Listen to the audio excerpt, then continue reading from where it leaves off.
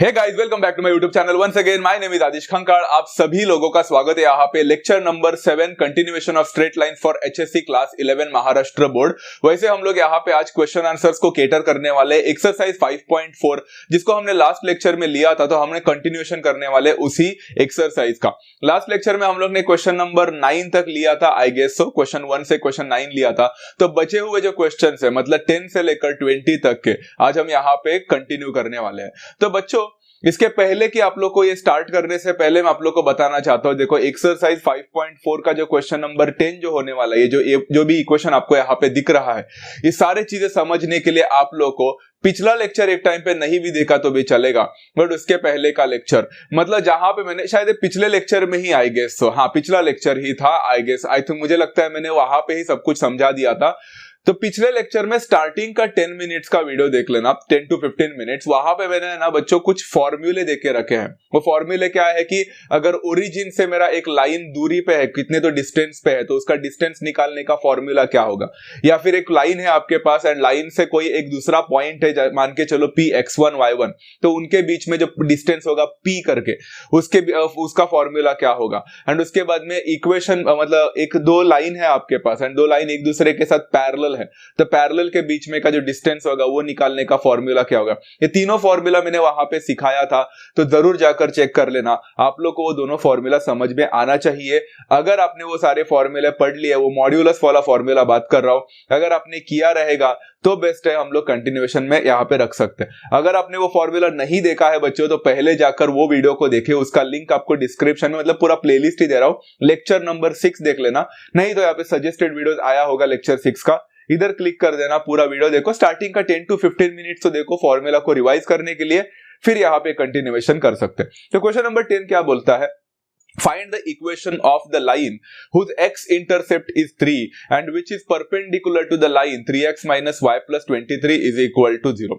तो यहाँ पे सबसे पहला डिस्टेंस की बात नहीं हो रही है, ये क्वेश्चन सिंपल है। Find the equation of the line whose x intercept is 3 बोला है, x इंटरसेप्ट 3 है and which is perpendicular to the line 3x minus y plus 23 is equal to 0 बोला है। सिंपल क्वेश्चन है बच्चों। यहाँ पे सबसे पहले हम लोग क्या करेंगे मालूम है, 3x minus y plus 23 से एक लाइन परपेंडिकुलर है, तो परपेंडिकुलर का हमें एक इक्वेशन हमें पता है बच्चों, क्या कि दोनों का जो स्लोप होता है, दोनों लाइन का स्लोप का मल्टीप्लीकेशन प्रोडक्ट जो होता है वो -1 होता है, या फिर बोल सकते दोनों स्लोप एक दूसरे के नेगेटिव रेसिप्रोकल्स होते हैं। तो 3x minus y plus 23 is equal to 0 का मैंने सबसे पहला स्लोप निकालने की कोशिश की। तो यहाँ पे जो स्लोप था क्या होता है, मैंने आप लोग को एक फॉर्मूला सिखाया था बच्चों, how to find out this slope, वो भी मैंने उसी लेक्चर में सिखाया था, lecture number 6। It was nothing but -a/b। तो -a/b अगर आपके पास है यहाँ पे, तो -a/b मतलब -3/-1 मतलब 3 ही देगा, तो यहाँ पे आपको डायरेक्टली 3 मिल रहा है। अगर आपका slope of this particular line 3 है, तो इससे जो परपेंडिकुलर लाइन बनेगा, जो भी हम लोग का परपेंडिकुलर लाइन उन्होंने डिजायर्ड बोला है, उसका स्लोप क्या रहेगा बच्चों, वो होगा नेगेटिव रेसिप्रोकल। मतलब 3 का रेसिप्रोकल 1/3 होता है, नेगेटिव मतलब -1/3 होगा। तो यहाँ पे हम लिख सकते हैं slope of the required line is -1/3। Very simple. But slope मिला है ना, उन्होंने तो हमें स्लोप नहीं मांगा था, उन्होंने हमसे तो इक्वेशन मांगा था। बच्चों जरा दिमाग लगाओ, वो जो लाइन है बच्चों वो -1/3 स्लोप तो बना रहा है, जो रिक्वायर्ड लाइन है उसका स्लोप -1/3 जरूर है, बट वो पास हो रहा है x इंटरसेप्ट 3 बना रहा है। तो जाहिर सी बात है वो x इंटरसेप्ट 3 बना रहा है, मतलब वो x एक्सिस को 3 में कट कर रहा है, मतलब वो पॉइंट को मैं बोल सकता हूँ 3,0, बिकॉज जहां x इंटरसेप्ट 3 होता है वहां y इंटरसेप्ट 0 होता है, मतलब वो x एक्सिस को कट कर रहा है ना, जाहिर सी बात है। तो इधर मतलब वहां पे y इंटरसेप्ट नहीं, y 0 होता है, y कोऑर्डिनेट 0 होता है, तो 3,0 से पास हो रहा है। Very simple. So can I say the line makes x intercept of 3, that means it passes through 3,0 over here। तो आपके पास यहाँ पे पॉइंट भी मिल चुका है, आपके पास यहाँ पे स्लोप भी मिल चुका है। स्लोप है, पॉइंट है। काफी सारे बच्चे यहाँ पे बोलते हैं हमें कौन सा फॉर्म यूज करना नहीं पता। सिंपल है ना, पॉइंट मिला है, स्लोप मिला है, तो कौन सा यूज होगा। Obviously we are going to use the point slope form. Point slope form का फॉर्मूला आई होप सभी लोगों को याद है, y minus y1 is equal to m multiplied by x minus x1 था। यहाँ पे x1 y1 का वैल्यू 3 and 0 डालना है, m का वैल्यू -1/3 डालना है, आपका आंसर खत्म हो गया। तो y minus y1 मतलब y minus 0 is equal to m का वैल्यू है -1/3, x minus x1 मतलब x minus 3। आप 3 को वहां पे शिफ्ट कर सकते हैं, पहला y minus 0 को y लिख सकते हो, तो y इज इक्वल टू, चलो मैंने y इज इक्वल टू ही लिखा है एंड 3 को वहां पे शिफ्ट कर दिया। इनफैक्ट मैंने -3 को वहां पे शिफ्ट कर दिया, कर सकते हैं, नहीं भी किया तो भी चलता। तो -3y is equal to x minus 3 होगा। फिर आप लोग क्या कर सकते हो, -3y को भी राइट में शिफ्ट कर लो तो हो जाएगा x plus 3y -3 is equal to 0। And आपको यहाँ पे रिक्वायर्ड इक्वेशन जो था वो मिल चुका है, परपेंडिकुलर जो था दूसरे लाइन के साथ, and it is as simple as that. So it's all about what is the condition given to us, उसी हिसाब से जाओ बच्चों। क्वेश्चन नंबर 10 होने के बाद जाते हैं क्वेश्चन नंबर 11 के पास, वो है फाइंड द डिस्टेंस। यहां से डिस्टेंस वाला क्वेश्चन स्टार्ट हो रहा है, एंड जरा ध्यान से समझ कर करना बच्चों। Find the distance of the origin from the line 7x plus 24y minus 50 is equal to 0। मतलब आपके पास एक लाइन है 7x plus 24y minus 50 is equal to 0, चाहो तो ड्रॉ करके रख सकते हो। एंड आपके पास है ना ओरिजिन है जो कि 0,0 है, एंड उनके बीच में डिस्टेंस निकालना है जो कि है p। बच्चों हमने एक फॉर्मूला पढ़ा था, what is the distance of any line from the origin. इसका फॉर्मूला हमने क्या पढ़ा किया था, आई होप सभी लोगों को याद है, mod of c divided by under root of a square plus b square. कुछ याद आ रहा है बच्चों? तो हम यहाँ पे क्या करने वाले हैं, consider 7x plus 24y minus 50 is equal to 0। इसमें आपको a का वैल्यू 7 मिल जाएगा, b का वैल्यू 24 मिलेगा, एंड c का वैल्यू -50 मिल जाएगा। इतना तो आता है, हमने 9th एंड 10th में पढ़ाई किया था। abc के वैल्यूज निकाल के रख सकते हैं। तो यहां मैंने लिखा है the distance of the origin from the line ax plus by plus c is equal to 0, standard form is given by actually p is equal to mod of c divided by under root of a square plus b square। ये सबसे पहला formula मैंने बताया था distance में, जब origin and line के बीच में का डिस्टेंस होता है तो ऊपर c आता है, नीचे तो under root of a square plus b square ही आने वाला है, तो उसका तो टेंशन बिल्कुल नहीं है, बराबर है। All you need to do is substitute the values over here and you are going to get the answer. c का वैल्यू है -50 divided by under root of a square plus b square, मतलब under root of 7 square plus 24 square. अगर आप लोग ने 10th में Pythagorean triplet अच्छी तरह से पढ़ा होगा तो आपको पता है कि 7, 24 and what is Pythagorean triplet 25, याद है बच्चों? आप करके देख सकते हैं, नहीं किया तो भी चलेगा। 50 डिवाइडेड बाय, देखो यहाँ पे आप सोच में पढ़ रहे होंगे -50 का 50 कैसे हुआ, तो आपको पता है यहाँ पे मॉड्यूलस है, मैंने मॉड्यूलस को निकाल दिया। सबको पता है मॉड्यूलस से बाहर निकलता है आंसर तो हमें वो नेगेटिव भी पॉजिटिव बन जाता है, तो मॉड्यूलस का यही मीनिंग होता है कि distance can never be negative. इसलिए अगर आपको कोई भी नेगेटिव आंसर भी मिलता है तो उसको पॉजिटिव कर दो, बराबर है ना, क्योंकि डिस्टेंस कभी नेगेटिव नहीं होता। तो वो -50 का 50 हो गया बिकॉज मॉड निकल गया। यहाँ पे 7 स्क्वायर प्लस 24 स्क्वायर, मतलब जाहिर सी बात है 49 प्लस 576, मतलब 625 होने वाला है। डिवाइड को रूट निकालो 625 का तो 25 मिलेगा। मैंने यहाँ पे रूट 625 तो लिखा है, बट 50 डिवाइडेड बाय 25 बनेगा, which is a very simple calculation to get the answer will be 2 over here, and आपने डिस्टेंस निकाल दिया from the origin of that particular line. It was as simple as that. देखा बच्चा, एक formula पता था, आपने आंसर निकाल लिया। तो formula is a very important thing over here, रट्टा मत मारो, समझने की कोशिश करो, सॉल्व करो। क्वेश्चन नंबर 12 में जाते हैं। Again a very easy question guys, find the distance of the point a -2,3 from the line 12x - 5y - 13 is equal to 0। तो देख रहे हो बच्चों, this was the second formula I have taught.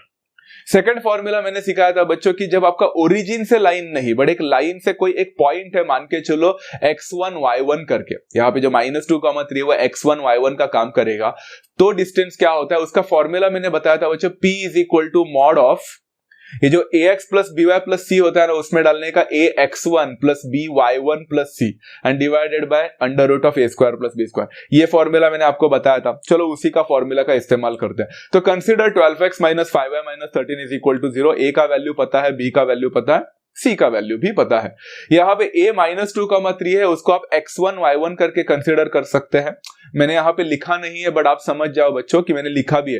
The distance of the point a which is x1 y1 from any particular line, standard form of a line ax plus by plus c is equal to 0 is always given by a formula p is equal to mod of a x1 plus b y1 plus c divided by under root of a square plus b square.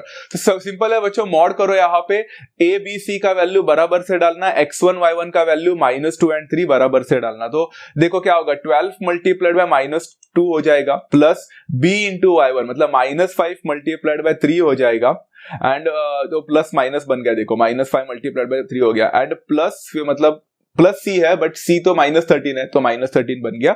Simple calculation, divided by under root of a square plus b square मतलब under root of कितना है 12 square plus -5 का square लिख लिया। अभी सबको पता है बच्चों 5, 12 and one more number is a Pythagorean triplet, अगर आपको पता है तो बेस्ट है, 13 आएगा वहां पे। तो यहाँ पे क्या होने वाला है मालूम है, 12 इंटू -2 होता है बच्चों कितना, इसका पूरा कैलकुलेशन मैंने कर लिया है शायद से, हाँ 12 इंटू -2 होता है एक्चुअली -24, 5 इंटू 3 होता है 15, -24 24 माइनस 15 होता है बच्चों -40, -24 माइनस 15 होता है -39, -39 माइनस 13 होता है -52। बट -52 का मैंने 52 कैसे लिखा? मॉड्यूलस को निकाल दिया। कैलकुलेशन कर लो guys, I am not good in calculation, orally calculation मेरा खराब हो जाता है, कभी कभी रॉन्ग हो जाता है, तो आप देख लो मैंने बराबर तो किया है। 12 स्क्वायर होता है 144, -5 का स्क्वायर होता है 25, 144 प्लस 25 को करके देखो 169 मिलेगा। 169 का अंडर रूट निकालना है आपको, that will become 13 again, and 52 upon 13 answer is 4। आपने डिस्टेंस निकाल दिया, एज सिंपल एज दैट। तो आई होप सभी लोगों को अब तक क्वेश्चन नंबर 10, 11 एंड 12 तक कोई डिफिकल्टी नहीं लगी। It all was all about the formula. तो एक और क्वेश्चन को करने की कोशिश करते हैं, and this happened to be the third formula that I have taught. Find the distance between the parallel lines 4x - 3y + 5 is equal to 0 and 4x - 3y + 7 is equal to 0। बच्चों कोई भी question को solve करते वक्त ये वाला part हमेशा याद रखें कि आपके जो इक्वेशंस दिए वो क्या स्टैंडर्ड फॉर्म में है कि नहीं। कभी कभी कांस्टेंट को राइट में भी रखते हैं, आप लोग वहां पे गलती कर लेते हो।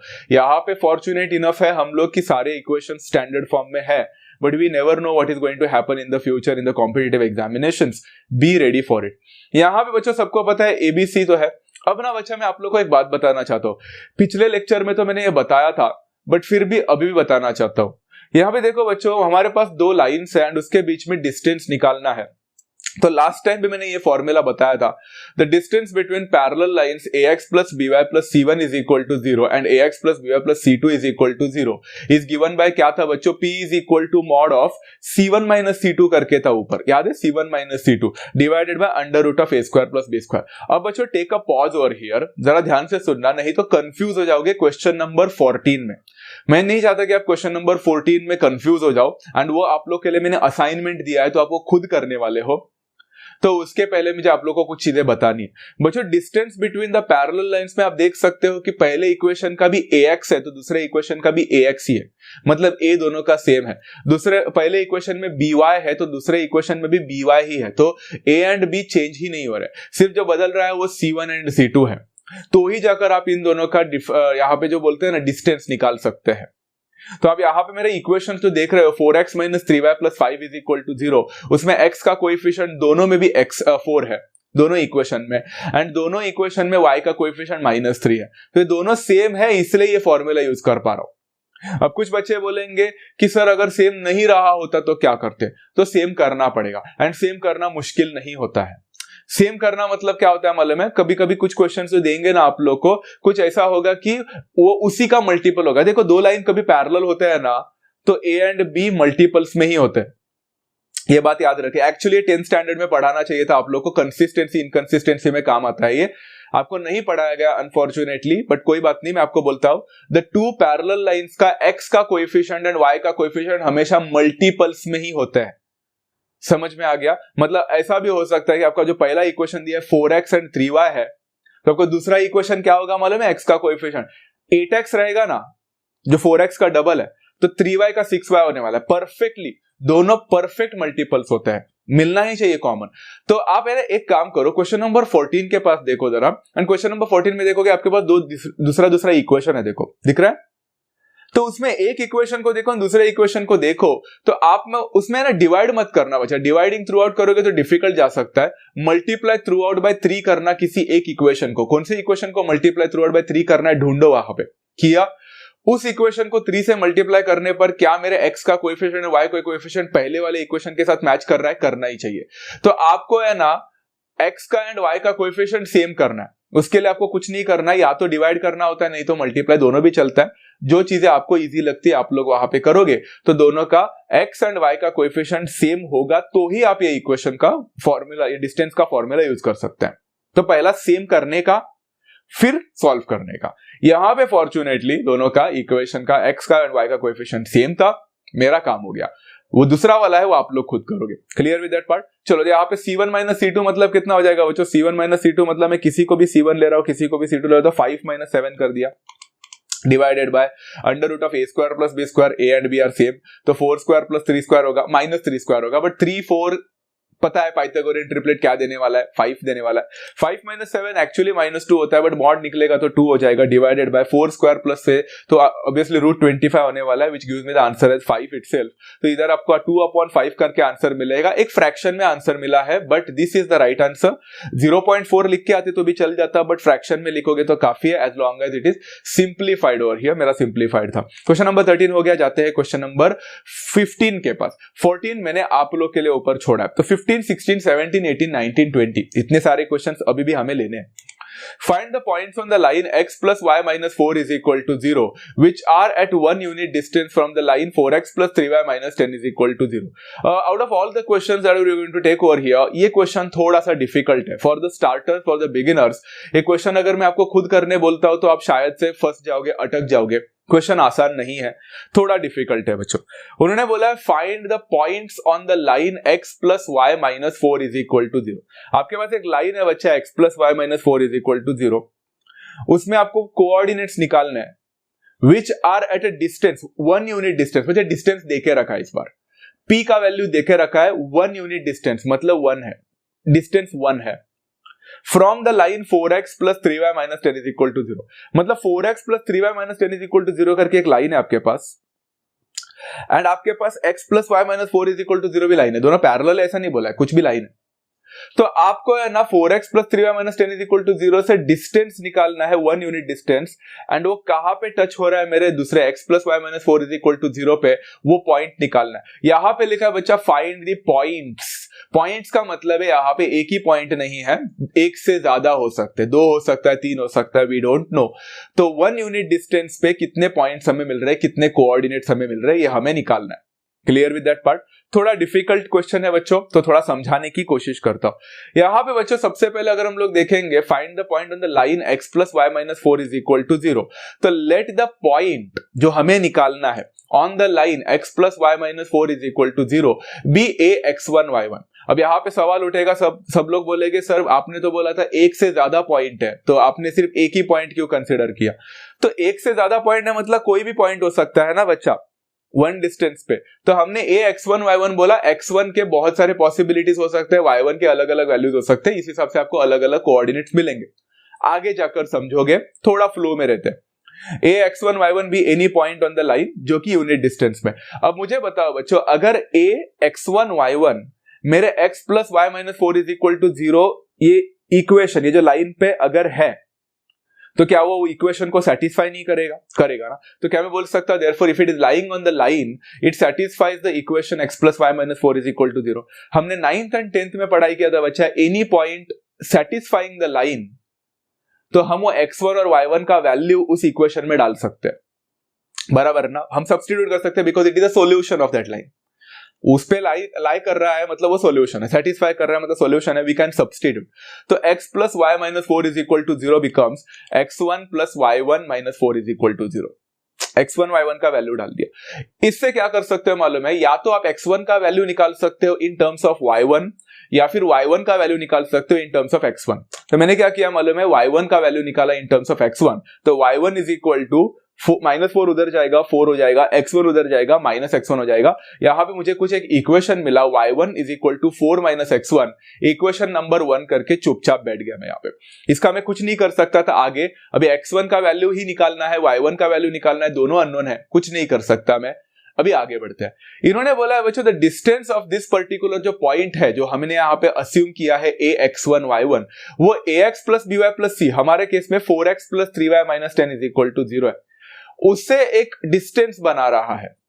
तो हमने सीखा है बच्चों कि कोई भी लाइन के साथ अगर एक पॉइंट डिस्टेंस बनाता है तो उसका फॉर्मूला क्या सीखा था? कुछ याद आ रहा है? डेफिनेटली हमने सीखा था p is equal to mod of a x1 plus b y1 plus c divided by under root of a square plus b square. So far so good. अब देखो बच्चों, सबसे पहले p के जगह पे आ जाएगा 1, क्योंकि उन्होंने बोला है कि डिस्टेंस 1 यूनिट डिस्टेंस है, तो p 1 था, is equal to mod of, यहां पे जरा संभल कर पूरा न्यूमरेटर देखो, a x1 आपका a का वैल्यू 4 है, तो 4x1 बनेगा बिकॉज आपके पास x1 का वैल्यू नहीं है, प्लस बाद में देखो b का वैल्यू 3 है, तो b का वैल्यू 3 है, मैंने 3 लिखा, बट y1 का वैल्यू क्या है, तो इक्वेशन नंबर 1 में देखो, इक्वेशन नंबर 1 में हमने y1 का वैल्यू निकाला है with respect to x1, 4 minus x1 करके था, वो मैंने वहां पे सब्स्टिट्यूट किया, एंड प्लस c मतलब प्लस ऑफ -10, तो -10 हो गया, divided by under root of a square plus b square, a square plus b square मतलब under root of 4 square plus 3 square. Simple था, इतना सा ही तो करना था हमें, बट एक और स्टेप बाकी है बच्चों जो आगे जाकर पढ़ने वाले हम लोग। डिवाइडेड बाय यहाँ पे 1 इज इक्वल टू क्या हो जाएगा, 4x1 प्लस, ओपन करो ब्रैकेट को बच्चों, तो 3 4 12 होगा, 3 into -x1 -3x1 -10 divided by under root of 4 square plus 3 square मतलब अंडर रूट ऑफ 25 बनता है, which eventually gives me the answer as 5। अब यहाँ पे इधर ही सबसे बड़ी गलती होती है, मैं गलती इसके बाद के स्टेप में बताता हूं आप लोग को। यहाँ पे बच्चों 4x1 - 3x1 होता है x1 एंड 12 - 10 होता है 2, तो यहाँ पे x1 + 2 हो जाएगा डिवाइडेड बाय 5। अब एक्चुअल में आप लोग ने 9th स्टैंडर्ड में पढ़ाई किया था, 9th स्टैंडर्ड में रियल नंबर्स करके चैप्टर था, उसका लास्ट एक्सरसाइज था एब्सोल्यूट वैल्यू करके। वहां पे 9th स्टैंडर्ड में जब हम लोग ये सिखाते थे तो काफी सारे बच्चों को समझता नहीं था, बट ये 9th स्टैंडर्ड तो फिर भी अंडरस्टैंडेबल है। 11th स्टैंडर्ड में अगर आप लोग को ये नहीं समझ में आ रहा है ना बच्चों, तो इसके लिए आप लोग को थोड़ा खुद मेहनत करना पड़ेगा। वो मेहनत ये है कि बच्चों इन्होंने क्या बोला है, 1 is equal to mod of x1 + 2 divided by 5। तो इक्वेशन में जब मॉड होता है एंड अगर मैं मॉड को निकालता हूं तो मेरे 2 पॉसिबल आंसर्स आते हैं। मतलब x1 + 2 अपॉन 5 का मॉड 1 दे रहा है, इसका मतलब है या तो x1 + 2 डिवाइडेड बाय 5 का वैल्यू 1 रहा होगा, नहीं तो -1 रहा होगा। ये पॉसिबिलिटीज आपको पता होनी चाहिए। सोचो ना बच्चों, x1 + 2 अपॉन 5 का वैल्यू 1 था, इसलिए उसका मॉड निकालने के बाद 1 हुआ, बिकॉज 1 का मॉड 1 ही होता है। एंड x1 + 2 अपॉन 5 का वैल्यू -1 भी हुआ रहेगा, तो -1 का मॉड भी 1 ही ला कर देता है। तो अंदर जो है x1 + 2 डिवाइडेड बाय 5, उसके 2 पॉसिबल वैल्यू हो सकते हैं, या तो +1 भी हो सकता है, नहीं तो -1 भी, बिकॉज दोनों का मॉड निकालोगे तो 1 ही मिलता है। लॉजिक है ये, बराबर है।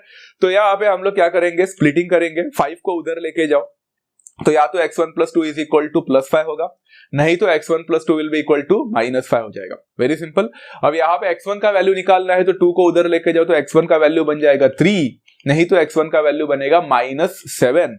आपको यहाँ पे x1 के 2 वैल्यूज मिल गए, दिख रहा है बच्चों, x1 के 2 वैल्यूज मिल गए।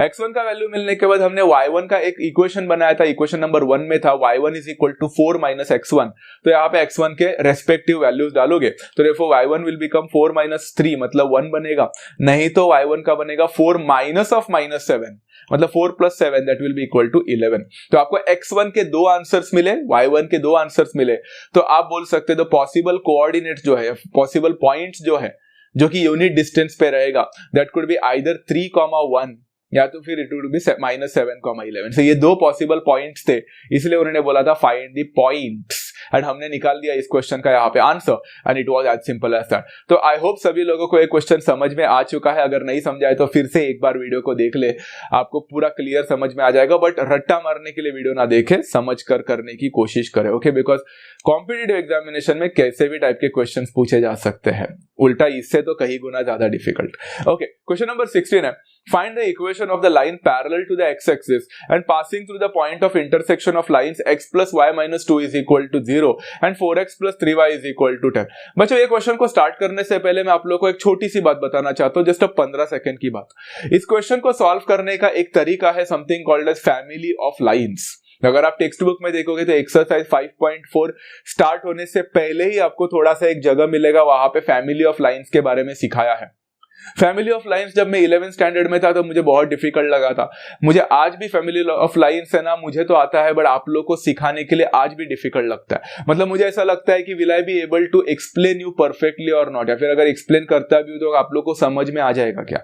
तो फैमिली ऑफ लाइन्स एक भले ही बहुत इंटरेस्टिंग कॉन्सेप्ट एंड बहुत इंपॉर्टेंट एडवांटेजेस कॉन्सेप्ट है, बट फैमिली ऑफ लाइन्स मुझे ऐसा लगता है कि हर जगह पे करना जरूरी है क्या। तो मैंने क्या सोचा मालूम है, इस क्वेश्चन को फैमिली ऑफ लाइन्स के अलावा कुछ और मेथड से सिखाया जा सकता है कि नहीं। तो I was doing my research, मैं खुद कर रहा था, तो I found another method as well. तो आई थॉट कि मैं फैमिली ऑफ लाइन से क्यों पढ़ाऊं, मैं अलग मेथड से भी पढ़ाया जा सकता है, तो क्यों नहीं पढ़ा सकते। मैंने इसको अलग मेथड से सिखाया, not with the family of lines. But इस चीज को समझने के लिए आपको थोड़ा विजुअलाइज करना पड़ेगा, आपको थोड़ा नोटबुक में मैं जो बोल रहा हूं उस हिसाब से डायग्राम बनाना पड़ेगा। वीडियो तो फ्री है, पीछे पीछे जाकर फिर से देख लेना, आपको मैं क्या बोल रहा हूं शायद समझ में आ जाए। Find the equation of a line parallel to the x axis. एक इक्वेशन बनाने का है लाइन का, वो एक्स एक्सिस से पैरेलल होना चाहिए, बाद में की बात है। And passing through the point of intersection of lines x plus Y minus 2 is equal to 0 and 4x plus 3y is equal to 10। तो x plus Y minus 2 is equal to 0 करके एक लाइन है आपके पास, and 4x plus 3y is equal to 10 करके line है। उनका point of intersection बन रहा है कहीं ना कहीं। तो हमें जो लाइन का इक्वेशन बनाने का है वो इससे पास हो रहा है। अब मुझे एक बात बताओ बच्चों, अगर वो लाइन इससे पास हो रहा है मतलब कॉमन सॉल्यूशन है उसके पास, तो वो पॉइंट ऑफ इंटरसेक्शन अगर निकालना है तो पहले मुझे ये दो इक्वेशन है उसको सॉल्व करना पड़ेगा साइमल्टेनियसली। चलो सॉल्व करते हैं। तो यहां पे सबसे पहला है x plus Y minus 2 is equal to 0, जिसको मैंने लिखा x plus y is equal to 2, equation number 1 बना दिया। And 4x plus 3y is equal to 10, जो कि ऑलरेडी वैसे ही फॉर्म में था, तो मैंने उसको इक्वेशन नंबर 2 बता दिया। एंड मैं इसको अच्छी तरह से सॉल्व किया। बच्चे इसको सॉल्व करना कोई बड़ी बात नहीं है, सॉल्व आप लोग खुद कर लोगे ना। मल्टीप्लाई इक्वेशन नंबर 1 बाय 3 कर लो, 3x plus 3y is equal to 6 बनेगा। 3y कैंसिल हो जाएगा, 4x माइनस 3x x होता है, एंड 3 2 6 होता है, तो 10 माइनस 6 होता है 4। तो आपको x का वैल्यू यहाँ पे 4 मिल जाएगा एंड y का वैल्यू यहाँ पे -2 मिल जाएगा। मतलब मैंने दोनों आंसर्स निकाल दिया बच्चों आप सभी लोगों के लिए, and I hope everyone has understood so far. तो x का वैल्यू यहाँ पे 4 मिला, y का वैल्यू यहाँ पे -2 मिला। अब क्या मैं बोल सकता हूं बच्चों, this x is equal to 4 and y is equal to -2 is the point of intersection between these two lines. मतलब मैं बोल सकता हूं बच्चों, therefore the point of intersection of x plus y minus 2 is equal to 0 and 4x plus 3y is equal to 10 is 4, -2। यहां तक तो समझ में आ गया। अब थोड़ा इंटरेस्टिंग पार्ट देखो बच्चों, मेरा जो मुझे इक्वेशन बनाने का है, जो लाइन है, मुझे जो इक्वेशन ऑफ अ लाइन बनाने का है, वो इसी से पास हो रहा है। तो इसी से पास हो रहा है मतलब बच्चों वो जो लाइन पास हो रहा है उसमें भी 4, -2 रहेगा कहीं ना कहीं, तो रहेगा ना बच्चा। That particular line will also have 4, -2 in that particular equation, line के ऊपर रहेगा। बट सिर्फ उतना नहीं है, वो 4, -2 से तो गुजर ही रहा है, बट वो equation parallel to x axis भी है। बच्चों हमने एक बात सीखा था बच्चा, the equation of a line passing through 4, -2 and parallel to x axis. पहली बात तो equation of a line passing through 4, -2 तो जा ही रहा है, वो पास हो रहा है, पॉइंट ऑफ इंटरसेक्शन है, मतलब 4, -2 से तो पास हो रहा है, but parallel to x axis. सोचो बच्चों हमने 9th में पढ़ाई किया था, any line parallel to x axis का फॉर्मूला क्या था? Any line parallel to x axis is y is equal to b, y is equal to constant, y is equal to b। अब सोचो बच्चों दोनों चीज को कोलैबोरेट करो। पहली बात तो ये इक्वेशन एक्स एक्सिस से पैरेलल है एंड वो किससे पास हो रहा है? 4, -2, जहां पे y का वैल्यू मिल चुका है -2। मतलब मैं बोल सकता हूं therefore y is equal to -2 हो जाएगा, काम खत्म। And y is equal to -2 हो गया तो -2 को वहां पे लेके जाओ, it will become y plus 2 is equal to 0। This is your required equation, खत्म हो गया ना। फैमिली ऑफ लाइंस की जरूरत पड़ी ना कुछ, कॉमन सेंस यूज किया, बचपन का चीजें हम लोग ने यूज किया, 9th एंड 10th का कॉन्सेप्ट यूज किया, और कुछ भी नहीं किया। दो इक्वेशन थे, उसका पॉइंट ऑफ इंटरसेक्शन निकाला, कॉमन सॉल्यूशन मिला। उस कॉमन सॉल्यूशन जो मिला है 4, -2 है, उससे मेरा लाइन पास हो रहा है। तो that particular line will consist of that point 4, -2। But मजे की बात यह है कि वो जो लाइन है वो एक्स एक्सिस से पैरेलल है, एंड एक्स एक्सिस से जो पैरेलल होता है उसका इक्वेशन होता है y is equal to b। यहाँ पे y का वैल्यू -2 था, y is equal to -2, y plus 2 is equal to 0, खत्म। तो अगर आपको ये समझ में आ गया रहेगा तो क्वेश्चन नंबर 17 भी आपको समझ में आ ही जाएगा। Have a look over here. Find the equation of the line passing through the point of intersection of lines x plus y minus 2 is equal to 0 and 2x minus 3y plus 4 is equal to 0। बस इतना ही पढ़ते हैं, next वाला आगे का नहीं पढ़ते क्योंकि वो कंडीशन थोड़ा चेंज्ड है, बट नो प्रॉब्लम, हम इतना पढ़ते हैं। तो find the equation of a line passing through the point of intersection. तो x plus y minus 2 is equal to 0 मेरा एक इक्वेशन है, and 2x minus 3y plus 4 is equal to 0 ये मेरा दूसरा इक्वेशन है। मैं चाहूँ तो -2 को एंड +4 को राइट में लेके जाकर, कांस्टेंट को राइट में लेके जाके सॉल्व भी कर सकता था, बट यहाँ पे दोनों स्टैंडर्ड फॉर्म में थे तो मैंने रख दिया। तो यहाँ पे इन दोनों को सॉल्व करना तो आप सभी लोगों को आता है। एक काम करो, या तो मल्टीप्लाई इक्वेशन नंबर 1/2 करो, नहीं तो मल्टीप्लाई इक्वेशन नंबर 1/3 करो, किसी से भी करो बच्चों, आपको x का वैल्यू एंड y का वैल्यू मिलेगा। मैंने डायरेक्टली लिखा है सॉल्विंग 1 and 2, आपको यहाँ पे x का वैल्यू 2/5 मिलेगा, थोड़ा फ्रैक्शन में मिलने वाला है, इसके वजह से y का वैल्यू भी शायद फ्रैक्शन में मिले, यस 8/5। तो मैं यहाँ पे बोल सकता हूँ बच्चा the point of intersection of the line x plus Y minus 2 is equal to 0 and 2x minus 3y plus 4 is equal to 0। इन दोनों का जो पॉइंट ऑफ इंटरसेक्शन है वो 2/5 एंड 8/5 हो जाएगा। यहां तक तो सबको समझ में आ रहेगा, सिंपल है। अब मजे की बात देखो बच्चों, यहाँ पे उन्होंने क्या बोला है, the equation of a line निकालना है which is passing through this point. So obviously मुझे जो इक्वेशन निकालना है वो 2/5 एंड 8/5 से पास होने वाला है। But at the same time अभी सेकंड कंडीशन को करते हैं। इस बार उन्होंने ऐसा नहीं बोला कि it is parallel to x axis parallel to Y axis, कुछ नहीं बोला। उन्होंने बोला it is making an intercept of 3 on the x axis. दिमाग लगाओ, it is making the intercept 3 on the x axis, मतलब it is cutting the x axis at point 3। मतलब क्या मैं बोल सकता हूं, ये जो पॉइंट ऑफ इंटरसेक्शन तो मिला है, तो ये लाइन जो है वो 2/5 एंड 8/5 से तो पास हो रहा है ही, but at the same time अगर वो एक्स इंटरसेप्ट में 3 बना रहा है, यहां पे लिखा है मैंने बच्चों, the line also makes an intercept on 3 on x axis. मतलब क्या मैं बोल सकता हूं, that line is also passing from the point 3,0। मतलब मैं बोल सकता हूं लाइन पासेस टू 3,0। अब मजे की बात देखो बच्चों, थर्ड लास्ट लाइन देखो, द पॉइंट ऑफ इंटरसेक्शन मिला है, मतलब the line is passing through 2/5 and 8/5 and the line is also passing through 3,0। तो आपके पास 2/5 8/5 करके एक पॉइंट है एंड आपके पास 3,0 करके एक पॉइंट है। कौन सा फॉर्म यूज करोगे, उधर भी पॉइंट इधर भी पॉइंट, 2 पॉइंट है, कौन सा 2 पॉइंट फॉर्म है कि नहीं। तो हम यहाँ पे यूज करेंगे x minus x1 divided by x2 minus x1 is equal to y minus y1 divided by y2 minus y1। इसका रीजन है 2 पॉइंट फॉर्म।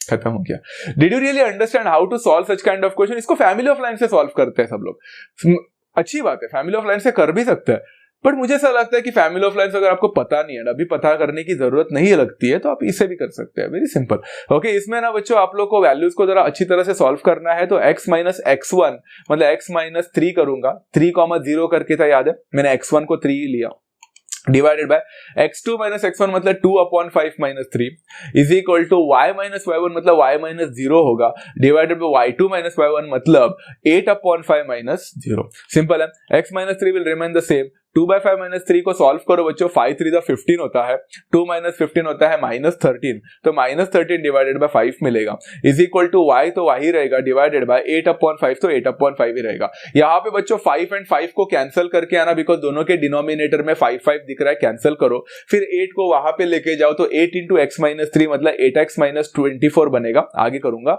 एंड यहाँ पे 5 5 कैंसिल हो गया, बट माइनस 13 अभी भी है, तो minus 13 into Y minus 13y बनेगा। यहाँ पे ओपन करो ब्रैकेट्स को, 8x minus 24y is equal to minus 13y, minus 13y को लेफ्ट में शिफ्ट करो, 8x plus 13y minus 24 is equal to 0 करके आपको यहाँ पे इक्वेशन मिल गया। You have solved successfully solved a question over here and it was as simple as that. लगा बच्चों इजी आप लोग को ये दोनों questions. Hopefully 16th and 17th question आपको समझ में आ चुके हैं। Going further for question number 18 over here, the third last question for today.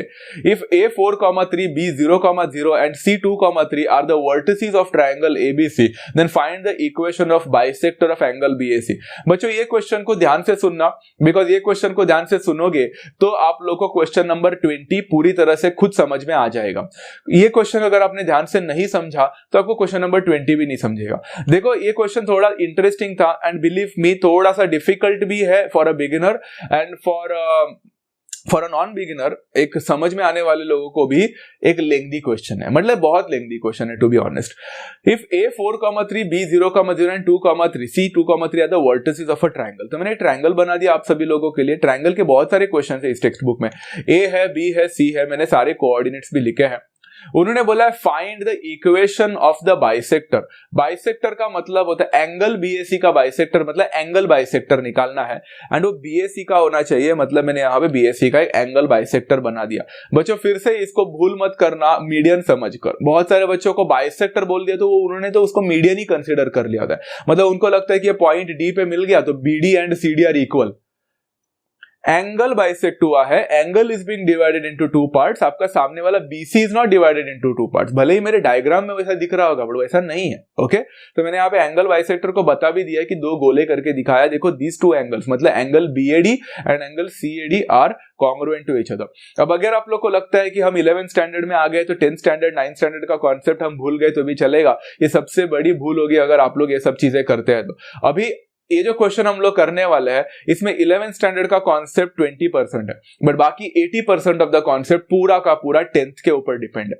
कैसे क्या, देखो इस ट्रायंगल को अगर आप देखोगे तो आप देख सकते हो AD is the angle bisector. तो आपने एक सिमिलरिटी करके चैप्टर पढ़ाई किया होगा 10th में, वहां पे हमने एक प्रॉपर्टी सीखा था called as property of angle bisector of a triangle. कुछ याद है? अगर एक एंगल को बाइसेक्ट होता है तो the ratio of the remaining two side जो होता है is always equal to the ratio of the, ये जो आपका जो एंगल बाइसेक्टर ने डिवाइड किया वो जो साइड होते हैं ना बच्चा उसका। कुछ याद आ रहा है? नहीं याद आ रहा है तो मैं आपको याद दिलाता हूं।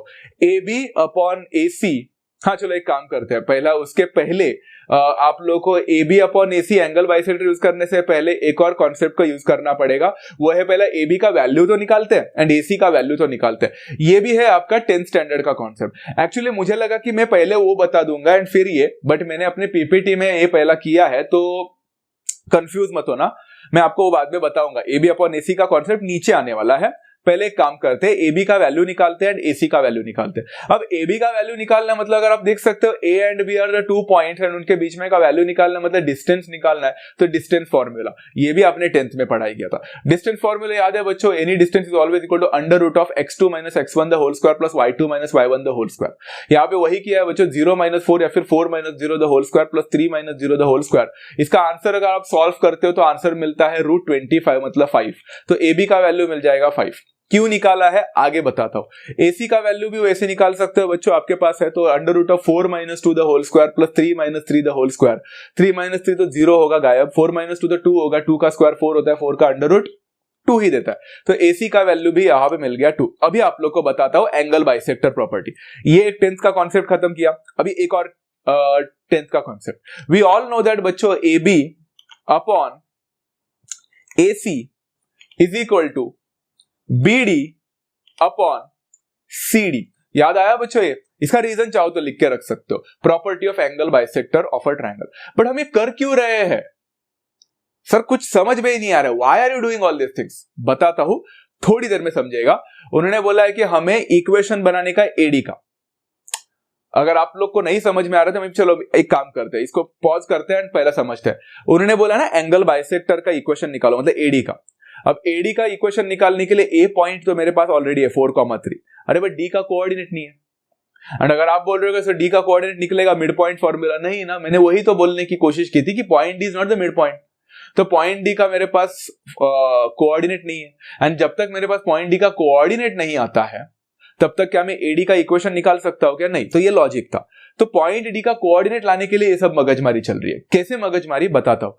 अब AB upon AC is equal to BD upon CD कर दिया, तो AB का वैल्यू 5 है एंड AC का वैल्यू 2 है, तो BD अपॉन CD का वैल्यू क्या हो जाएगा बच्चों? BD अपॉन CD हो जाएगा 5 अपॉन 2 करके हो जाएगा। सिंपल है। अब मजे की बात देखो, ध्यान से सुनना, दिस इज इंटरेस्टिंग। नीचे BC दिख रहा है आप लोग को, बेस। तो बेस BC एंड D है वहां पे, मिड पॉइंट नहीं है, कहीं पे भी लाई कर रहा है D। And can I say point D is acting as the point of division. फिर से बोलता हूं, BC है, पॉइंट D है यहां पे कहीं ना कहीं तो, and point D is acting as the point of division.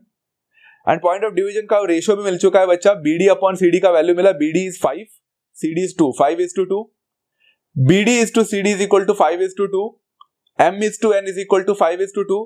कौन सा फॉर्मूला याद आ रहा है बच्चों कोऑर्डिनेट ज्योमेट्री का? कौन सा याद आ रहा है? आई hope everyone has understood which formula I am talking about, the section formula. कुछ समझ में आया बच्चों? तो सेक्शन फॉर्मूला से क्या हम पॉइंट ऑफ डिवीजन निकाल सकते थे, हम लोग ने 10th में पढ़ाई किया था। अगर हमारे पास ये एंड पॉइंट है x1 y1, ये है x2 y2 and m is to n भी देखे रखा है, तो हम डिस्टेंस सेक्शन फॉर्मूला से इसका मिड कोऑर्डिनेट निकाल सकते थे। तो मैं D का कोऑर्डिनेट निकाल सकता हूं बच्चों definitely by using the section formula. देखा बच्चा, पहला कॉन्सेप्ट भी 10th स्टैंडर्ड का, दूसरा कॉन्सेप्ट भी 10th स्टैंडर्ड का, एंड अभी तो और एक आने वाला है। देखो कोऑर्डिनेट्स ऑफ पॉइंट D यहाँ पे निकालना है मुझे, तो मैं कोऑर्डिनेट्स ऑफ पॉइंट D निकालना रहेगा तो सेक्शन फॉर्मूला यूज करूंगा। एंड फॉर्मूला था बच्चों क्या, mx2 plus nx1 upon m plus n, comma my2 plus ny1 upon m plus n। Very simple thing to understand, समझ में आ गया? इधर आप x1 y1 किसी को भी नहीं ले सकते बच्चों। BD का वैल्यू m है तो ये x1 y1 है, ये x2 y2 है, समझ में आ गया। तो 0,0 is x1 y1, 2,3 is x2 y2। m का वैल्यू 5 डालना है बिकॉज 5/2 है, m का वैल्यू 5 है, n का वैल्यू 2 है। ये सब्स्टिट्यूट कर पाओगे बच्चों आप लोग? करो, देखो यहाँ पे। तो 5 इंटू x2 मतलब 5 इंटू 2 हो जाएगा, प्लस 2 इंटू x1 मतलब 2 इंटू 0 हो जाएगा, divided by m plus n मतलब 5 प्लस 2। फिर my2 5 इंटू 3 हो जाएगा, प्लस 2 इंटू 0 हो जाएगा, डिवाइडेड बाय 5 प्लस 2। यहाँ पे बच्चों 5 2 10 होता है, 2 0 0 होता है, 10/5 प्लस 2 7 होता है, 10/7 करके मिलेगा, कॉमा 5 3 15 होता है, 5 प्लस 2 7 होता है, 15/7 करके मिलेगा। मैंने यहाँ पे इक्वेशन में देखो पॉइंट डी में मैंने कोऑर्डिनेट भी डाल दिया, 10/7 एंड 15/7। क्या अब मैं इसको सॉल्व कर सकता हूँ? डेफिनेटली। अगर आपको एडी इक्वेशन निकालना रहेगा बच्चों तो आपके पास ए का भी पॉइंट है, आपके पास डी का भी पॉइंट है, मतलब आप 2 पॉइंट फॉर्म यूज कर सकते हैं। x minus x1 divided by x2 minus x1 is equal to y minus y1 upon y2 minus y1। इसका आंसर है 2 पॉइंट फॉर्म एंड आप इसको अभी सॉल्व कर सकते हैं। अब यहाँ पे आप किसी को भी x1 ले सकते हो, y1 ले सकते हो, आप इसका मर्जी है, आप लोग जो चाहे कर सकते हो। तो यहाँ पे मैंने x माइनस x1 मतलब x माइनस 4 कर दिया, डिवाइडेड बाय आप लोग यहाँ पे x2 माइनस x1 क्या करोगे? x2 माइनस x1 है आप लोग का यहाँ पे 10/7 माइनस 4 कर सकते हैं, is equal to y minus y1 मतलब y माइनस 3 हो जाएगा, divided by y2 minus y1। तो y2 माइनस y1 यहाँ पे क्या बन जाएगा बच्चों? 15/7 माइनस 3 बन जाएगा। वेरी सिंपल, सॉल्व करो guys. x minus 4 will remain the same, इसको क्रॉस मल्टीप्लाई करो, 7 4 28 होता है, 10 माइनस 28 होता है माइनस 18, माइनस 18/7 करके मिलेगा, is equal to y minus 3 divided by 7 3 होता है 21, 15 माइनस 21 होता है माइनस 6, तो माइनस 6 डिवाइडेड बाय 7 मिलेगा। 7 एंड 7 गेटिंग कैंसल्ड, 6 वहां पे लेके जाओ, 6 इंटू एक्स माइनस 4, माइनस 18 को उधर लेके जाओ, minus 18 divided by y minus 3, sorry minus minus भी दोनों के पास है ना, माइनस भी कैंसिल हो जाएगा। यहाँ पे बच्चों What can you do over here is open the bracket भी कर सकते थे। एक्चुअली मैंने यहाँ पे open the bracket किया, ये मेरी गलती है। आप चाहो तो डिवाइड थ्रू आउट बाय 6 भी पहले कर सकते थे। कैन यू सी 6 उधर भी है, 18 भी है, तो डिवाइड करते तो ज्यादा अच्छा होता, बट चलो मैंने ओपन किया क्या ब्रैकेट को। हाँ, 6x minus 24 is equal to 18y minus 54, थोड़ा लेंथी कर दिया मैंने, आप थोड़ा शॉर्टकट कर सकते हैं।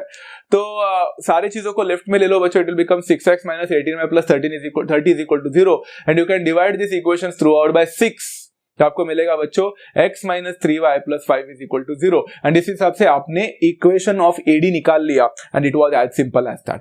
समझ में आया बच्चों ये वाला क्वेश्चन? सबको परफेक्टली समझा? आगे बढ़े क्वेश्चन नंबर 19 के पास। क्वेश्चन नंबर 19 तो सबसे ज्यादा लेंथी है एंड हाँ, before I start with this part मैं आप लोगों को बताना चाहता हूं, ये इक्वेशन ये जो क्वेश्चन है बहुत लेंथी है एंड मैं ये क्वेश्चन पूरा लेने वाला नहीं हूं। इसके पीछे 2 रीजन है। पहला रीजन बताता हूं, ये जो क्वेश्चन आप लोगों को दिख रहा है यहाँ पे 2 सब क्वेश्चंस का बना हुआ है।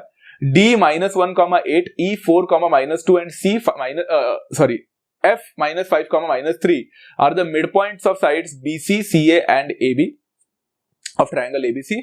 Find the equations of sides of triangle ABC. Okay, find the equations of sides of triangle ABC. ABC के 3 साइड है, उसमें से मैं एक ही साइड आपको एक्सप्लेन करूंगा, बाकी के दोनों तो सेम रहेंगे, तो समझाने की जरूरत है क्या मुझे आप लोग को? मुझे नहीं लगता। तो I am going to tell you equations of side ABC में मैं कोई एक ही साइड एक्सप्लेन करूंगा आपको, बाकी के 2 साइड उसी के जैसा रहेगा, आप लोग रेफर करके खुद कर सकते हैं। फर्स्ट थिंग, तो वहां पे तो काम खत्म हो गया। Second, coordinates of the circum centre of triangle ABC जो आप लोग को दिख रहा है सेकंड वाला पार्ट, वो वाला क्वेश्चन मैंने ऑलरेडी पिछले लेक्चर में एक क्वेश्चन था, शायद क्वेश्चन नंबर 7 या कुछ, मैं यहाँ पे लिखूंगा, वो सेम टू सेम है, तो वो भी आप लोग कर सकते हैं। तो दोनों भी क्वेश्चंस का सेकंड सब क्वेश्चन तो मैंने ऑलरेडी पढ़ा लिया है आप लोग को, तो वो आप लोग खुद करोगे एंड सब क्वेश्चन नंबर 1 जो है उसमें मैं एक साइड बताऊंगा, बाकी के 2 साइड आप लोग खुद करोगे। कुछ तो खुद करना भी तो आना चाहिए ना आप लोग को, प्रैक्टिस करते कर ही रहे हो वैसे भी, तो क्यों ना ये सब करे।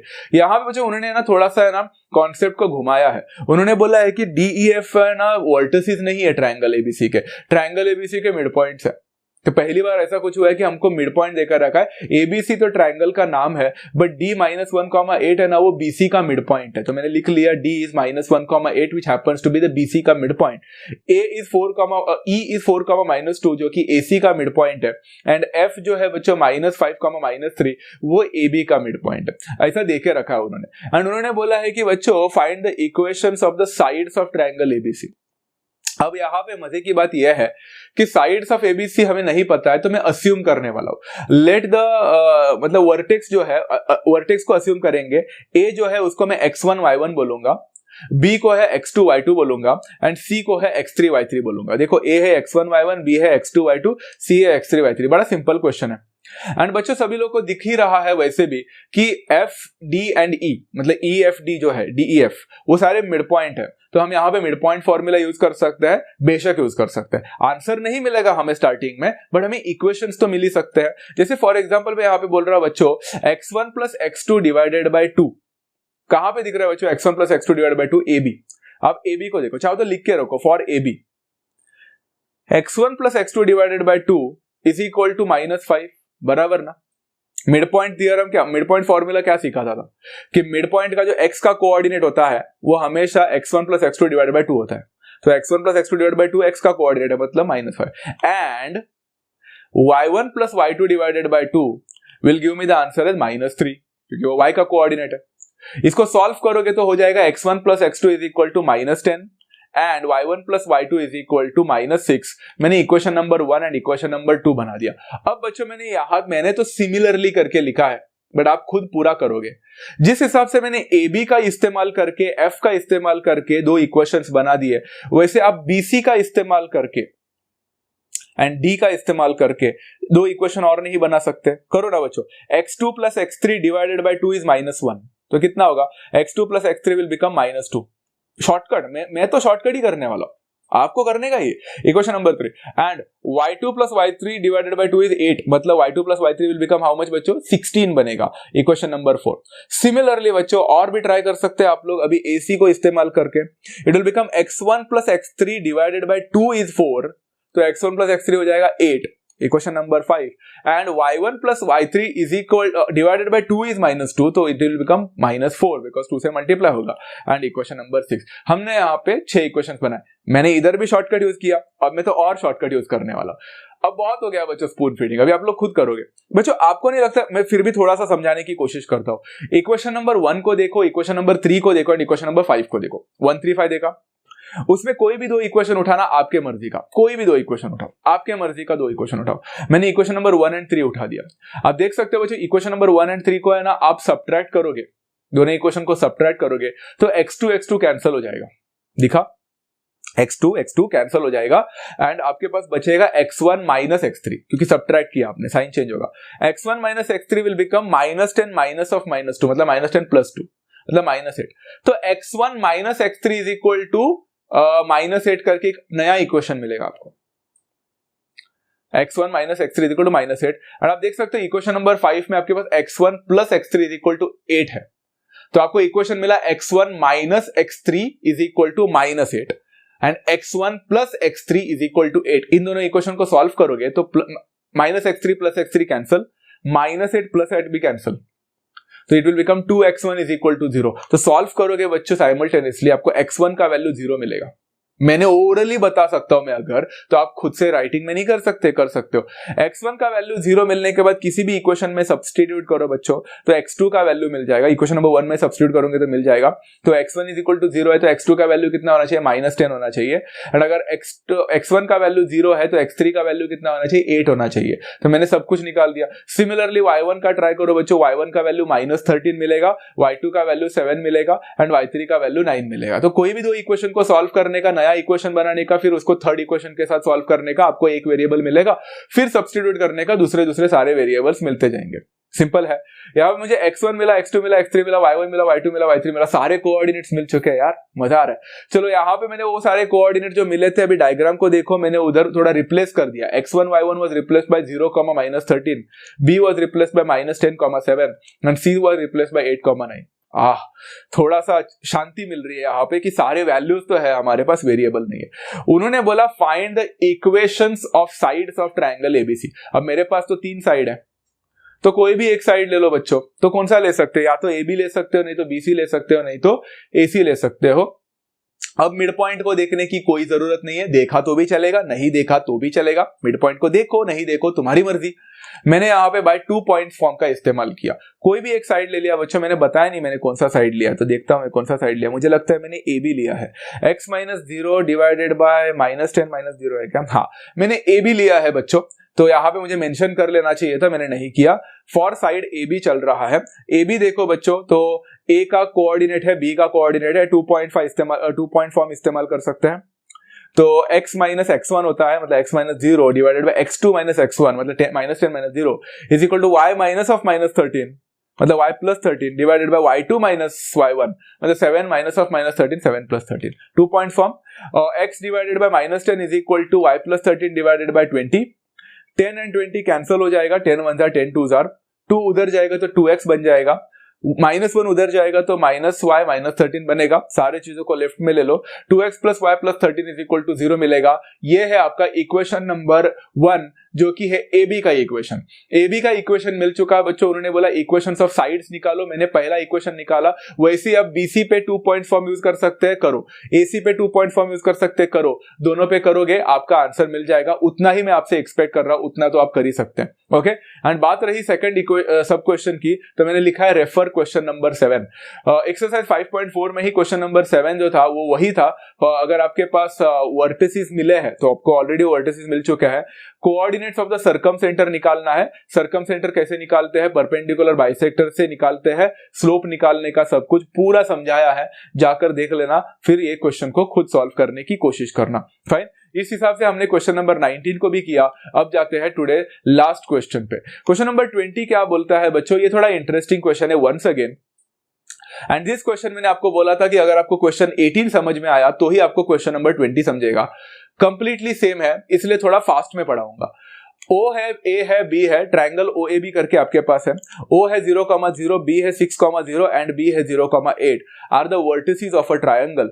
Find the coordinates of the incentre. अगर आप भूल गए होंगे तो मैं आपको फिर से याद दिलाना चाहता हूं, incenter is a point of concurrence. Point of concurrence मतलब जहां पे सारे लाइन मीट होते हैं, the point of concurrence of the angle bisectors, not the perpendicular bisector.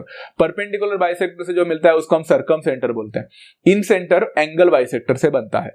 तो एंगल बाइसेक्टर अगर मैंने सब जगह पे बना दी है तो उसका जो पॉइंट होगा, उसका जो कोऑर्डिनेट होगा वो हमें निकालना है।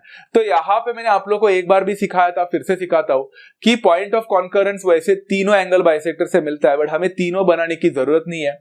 मैंने यहाँ पे ओडी बना दिया एंड मैंने यहाँ पे बच्चों इसको एंगल बाइसेक्टर बता दिया, एंड फिर मैंने बीएफ बना दिया यहाँ पे एंड उसको भी एंगल बाइसेक्टर बता दिया। तीसरे की जरूरत नहीं है। जो पॉइंट यहाँ पे मिला है बच्चों, that obviously will be the in centre over here, and मैंने उसको आई करके बोल दिया। उसी का कोऑर्डिनेट निकालना है। सिंपल सा क्वेश्चन है बच्चों, लॉजिक है।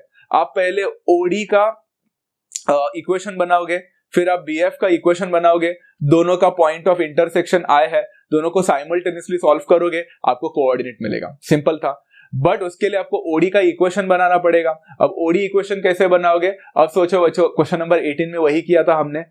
D is not the mid point, but हमें सेक्शन फॉर्मूला, हमें एंगल बाइसेक्टर प्रॉपर्टी, हमें डिस्टेंस फॉर्मूला यूज करना पड़ेगा। सेम कॉन्सेप्ट, चलो ना भगा देते हैं फटाफट से। तो मैंने पहला OA निकाला, OA मतलब डिस्टेंस फॉर्मूला से OA निकाला बच्चों, 6 - 0 the whole square plus 0 - 0 the whole square, इसका आंसर 6 मिलेगा आपको। फिर मैंने OB निकाला, OB का वैल्यू था 0 - 0 the whole square, 8 - 0 the whole square, इसका आंसर आपको 8 मिला।